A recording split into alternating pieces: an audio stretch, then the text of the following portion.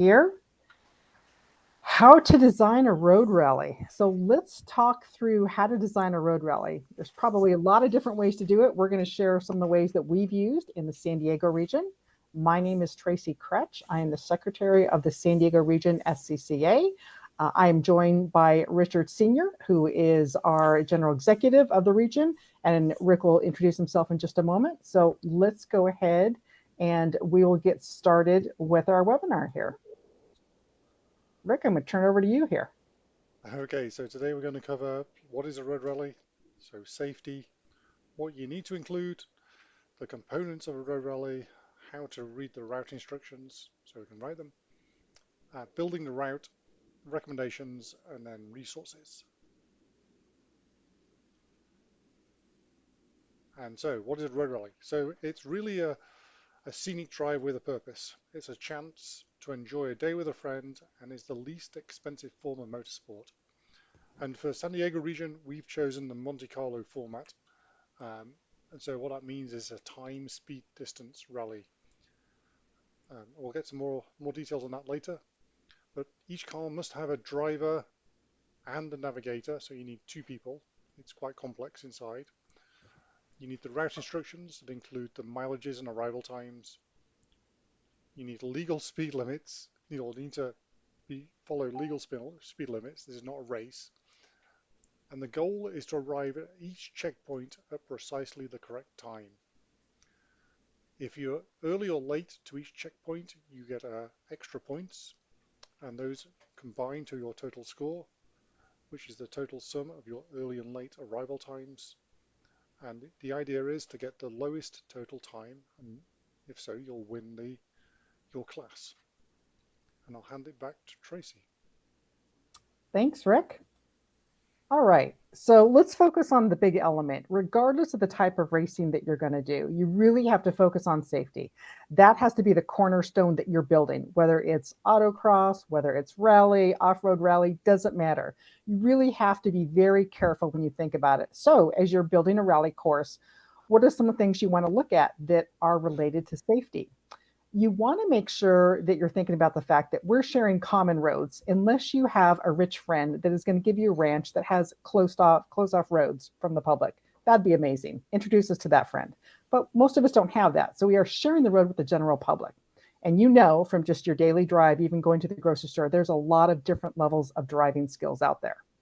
So you really have to focus on this. One of the things that you want to think about when you're thinking about where you want to start and end your rally, or maybe some of the areas you'd like to include in your rally route, think about that. Are there blind corners? Are there any dangerous or unsafe rallies, maybe some drop offs with cliffs that you really want to think about? What you have to do when you're looking at these is just kind of think about, would this be something of interest to a rally, or is this going to be something that could pose a possible challenge to the participants?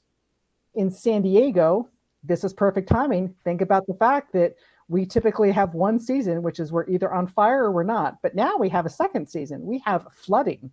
So we have unprecedented rain for areas that are largely not used to rain.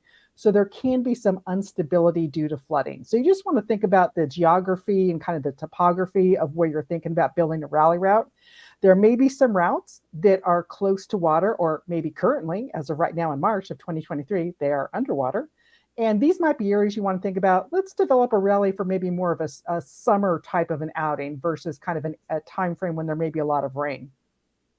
You also want to think about in San Diego and other areas too, there's frequent construction. And sometimes the construction is minor and it's pretty low key, and that's great. But other times you have construction that really kind of impedes roadways or small two-lane roads. And it can be something that on a nice weekend rally can really cause some delay and some havoc in your rally. So really just kind of take those, into consideration. And these will be things that we'll have you as you're building out your rally. These are good touch points that your rally team will help you with in terms of vetting and sort of making sure that we've covered these particular questions as we finalize the route.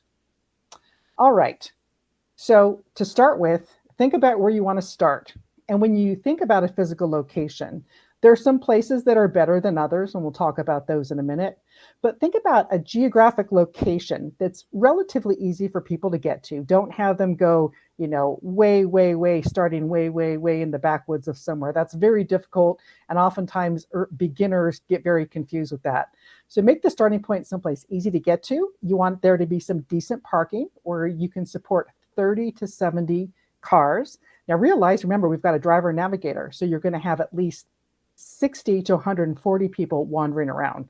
Some folks on the weekends bring family members and pets. So you may have a few more people than that. So just think about the physical space there.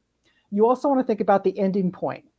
We did start in San Diego during COVID, so we didn't really have a social finish. Everyone finished and we all just kind of drove off into the sunset. But now we're able to have some more social gatherings. So if you really want to schedule something with a fun endpoint, think about a place. And again, we'll talk in just a moment about some of the locations where you might want to end your particular road rally. If you can do something social, highly encourage it. It's great to be able to meet everyone that you've been rallying with during that particular event. You want to think about some of the fun roads in between, maybe some of your daily drives, or maybe as you've driven in different areas, you thought, well, this is a pretty cool route. This is kind of a fun little place to drive around. So think about those. You're also going to build out checkpoints, and we're going to show you an example of what the checkpoints look like. And there's a lot of different things that can be a checkpoint and a lot of things that we've included as checkpoints. Key to this, remember, we're going to be on the road for just about 2 hours, give or take, maybe a little bit less, maybe a little bit more, in a lot of backwoods areas. Make sure you want to include restroom breaks. You will definitely want them. You want to make sure you have a chance that people get out, stretch their legs, use a restroom. So that's very key, very important. You also make sure you test your rally. In addition to you building the rally and testing your own rally, again, your team's going to help you. We're more than excited to work with you and help develop your rally. And we'll have a couple of different teams go out, validate the mileage, validate sort of the turns, making sure that the safety is key in that rally. All right, so what are some of the components we just talked about? Let's see what some examples are, so really kind of understand what the pieces look like. All right, starting points. You want to make sure, again, easy to get to, that there's available parking. Don't make it too far out. Here's a big key. We learned this the hard way. Do not meet at malls. Malls are not good, not good. Mall police may not always have a lot to do. They love descending upon us when we show up with a whole bunch of cars. So, and it attracts a lot of attention, maybe not the best kind of attention. So I'd avoid malls. What are some good places to start? Park and ride parking lots are great. There's a lot of physical parking. There's kind of a naturally built-in process for cars to get in and out smoothly. Walmart parking lots are great. A lot of big space. There will be a lot of trucks in there too. And usually on the weekend, there's a lot of traffic, but they have a very, very good parking facilities. We do recommend if you go to someplace else, someplace that's maybe not as public, that you do communicate with the property owner, the manager. Just let them know, hey, we show up early. We're here. The first car starts leaving at 8 o'clock. We leave in about 1 minute intervals. And within about, 45 minutes, all of the vehicles will be off the lot. So just make sure you do that just in case. Checkpoints. So what is a checkpoint? This is a way, and these are the kind of the little milestones along the rally route that have a clearly identifiable sign or a physical location. Like sometimes, it can be like a fire station. As cars pass this on the road rally, they're going to have an app on a phone inside the car. As each car passes this checkpoint, it's going to beep so that we know that this particular rally participant has gone through all the checkpoints. Now, someone could say, well, I know where I'm going to start. I know where I'm going to end. Why don't I just take the fastest route to get there? But like Rick said, this isn't really a race. We want you to go through all the checkpoints at an exact time. So that's really important. So what are some good examples of checkpoints? Don't forget restroom breaks, very important. All right, we use road signs, things like stop signs, kind of a bus sign like for children. Historic markers. In San Diego, we have a lot of those signs that pertain to the mission. So a lot of really unique ways to kind of identify a geography. Unique landscapes. We've got fire stations, we've got vineyards, we've got recreation centers, historic markers.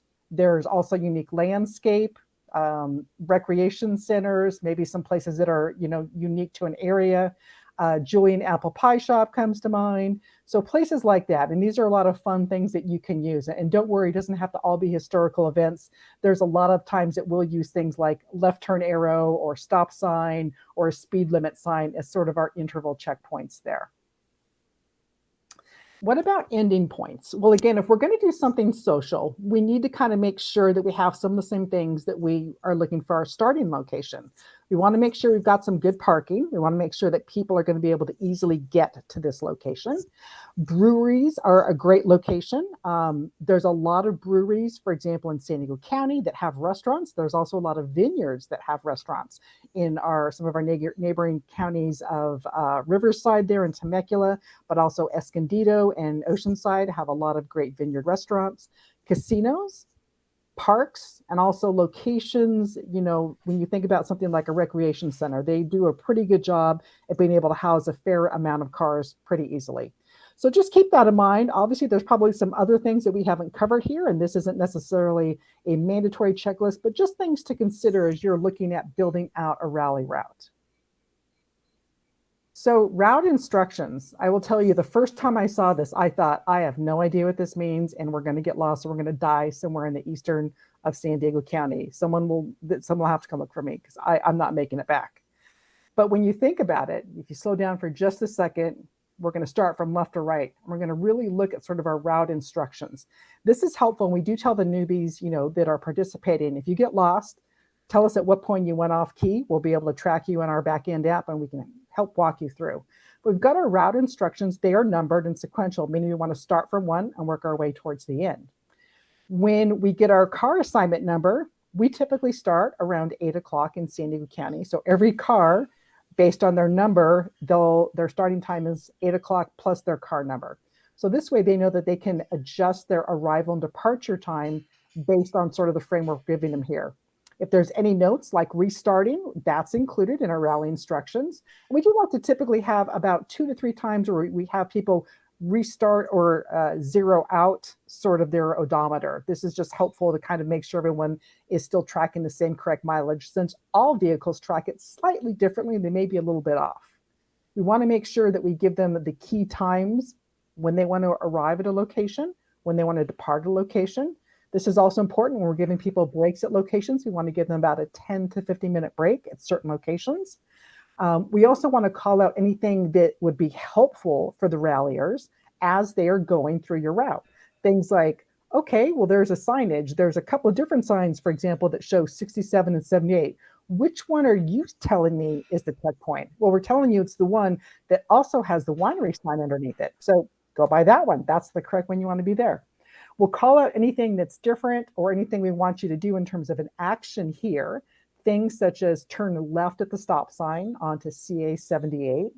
We also may call out things like, hey, there's a call box that is your actual checkpoint, but stop before you get there. So anything that we want you to do or anything that's unique to that action will be in that larger panel section there. And then the far right one is actually the numbered checkpoints. What you're going to see is that the route instructions on the left and the checkpoint numbers on the right are not mathematically equivalent. It's perfectly fine.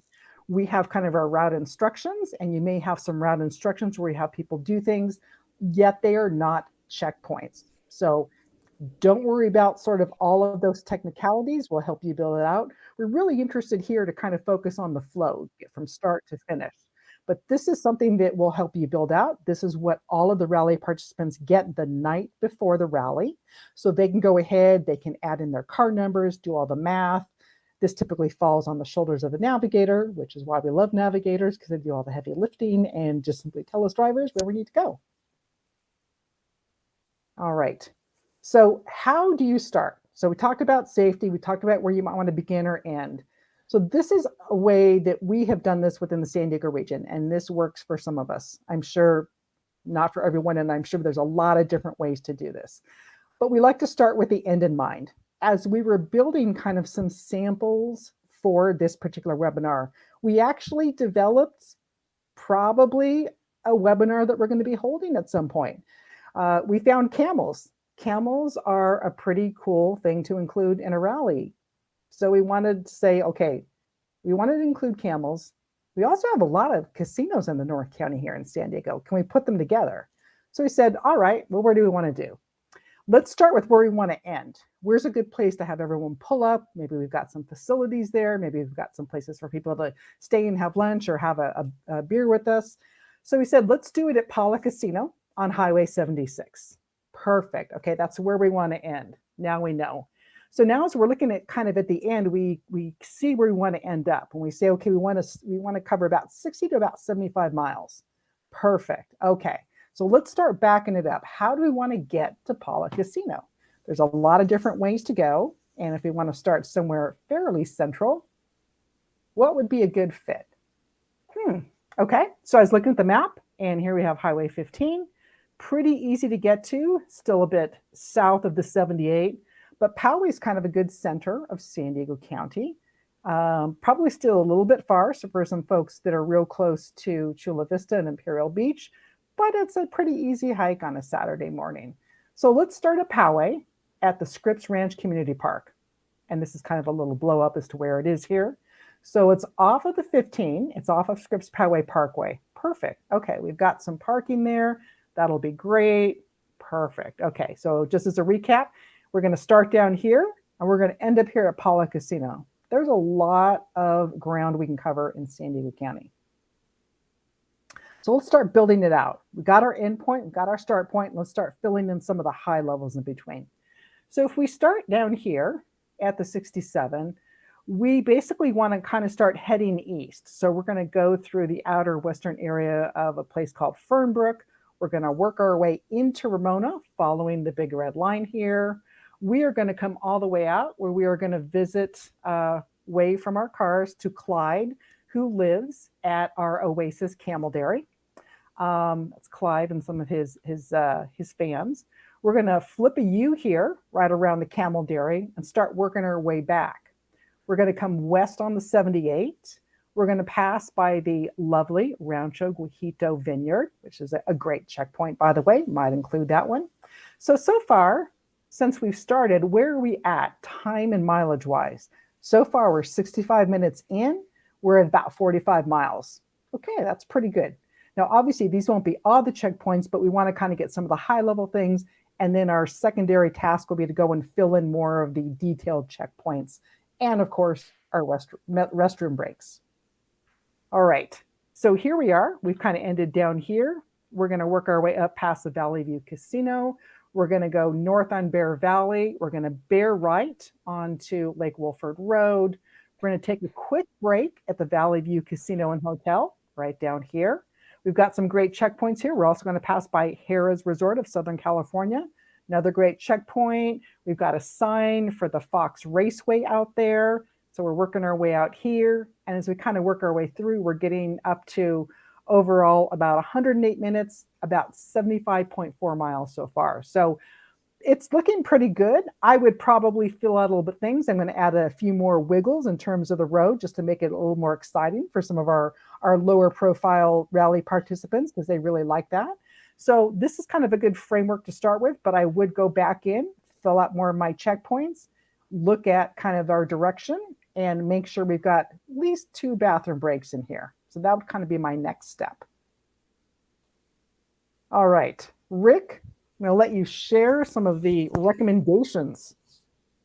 So, thank you, Tracy. So these are some of the nuts and bolts of putting road rallies together. So some of the details. So there are some rules that we have to follow. And I think it is worth checking out those, especially the controls, talking about how those work. By controls, we mean checkpoints and breaks. I'd recommend, if you've never used an odometer app on your phone, a GPS odometer app, you probably want to become familiar with one. They're a lot more accurate than the standard odometer in your car. Next thing, checkpoints should be placed before or away from high-risk areas. So what we mean by that is that if you have a checkpoint just after a traffic signal or a stop sign, it could be dangerous because somebody could be tempted to jump the light or jump the stop sign to try to get through that dangerous area to a checkpoint to arrive there at exactly the right time. So generally, we can move those checkpoints back to before the traffic signal or stop sign to fix a dangerous issue. So no tricks or traps. This is all about having fun. So what we mean by that is don't try and make your checkpoints too hard to find or too many quizzes. It's all about having fun. On the first run of the course, really focus on, or what I do is focus on getting accurate odometer readings for each route instruction, and then stopping at each checkpoint to set the GPS location in the rich route. I think it's worth noting speed limit signs, but for now we'll skip entering the times or recording times. And so the reason for this is very difficult on your first run to get distance and time right. And so on the first run of the course, all I do is focus on getting distance right. And then once you get back home, you build out your route instructions in Excel or Google Sheets, whatever you prefer. And then we can supply a formula to you guys, or we can do it for you to help you out, that will allow you to derive the approximate time and speed for each leg of the route. So if you've got an accurate distance, we can plug in some times and that between those 2 points, and then we can derive the speed, and then we can check the speed against the speed limit signs that we've recorded and just make sure they're in the right sort of ballpark. That will give us a first order estimate of what the times, the arrival times for each checkpoint should be. So the next thing to do is verify the speeds match with the speed limits and then enter those key times into the Richer app. So the Richer app we're not going to go into today, but we'll work with you guys to get that set up. It's pretty simple, super simple app to use that runs on your phone. And then once you've done all that, rerun it. So we need to find either yourselves or we're going to ask a volunteer. We have lots of volunteers who can help check out the route instructions and refine them. And I think we're coming towards the end of the slides, are we? I think so. Yeah, Rick, I think the last thing we wanted to share, and we can definitely make this available to everyone here, is we do have some of the rally resources. We also have updated for 2023 some new road rally rules for organizers. Just as a heads up, you will need to be an SCCA member to access these. So if you've run a rally before, you've probably bought a weekend pass. This is a great reason to go ahead and buy your full membership so that you can get access to this. But this is just going to tell you some of the technicalities in terms of the type of rally. That's why Rick brought up at the beginning, what type of rallies are we doing currently in San Diego, which is the Monte Carlo time speed distance. For different rallies, there's different rules. And so this way you have a chance to kind of look at some of the different rallies, some of the different ways that they're organized and some of the rules behind them. Also just to understand a little bit more in terms of what can you include, what can you not include. So these are all good resources that we're happy to share.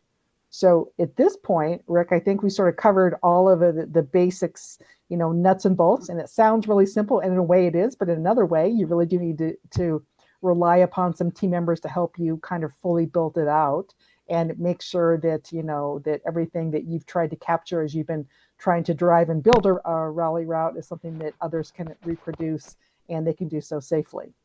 So any questions, Tom, any suggestions from your side or anything that you've encountered? Excellent presentation. Good job. I don't really have too much to add to it, really, for this. So, good job. Good job. Awesome. Well, thanks. We appreciate you joining.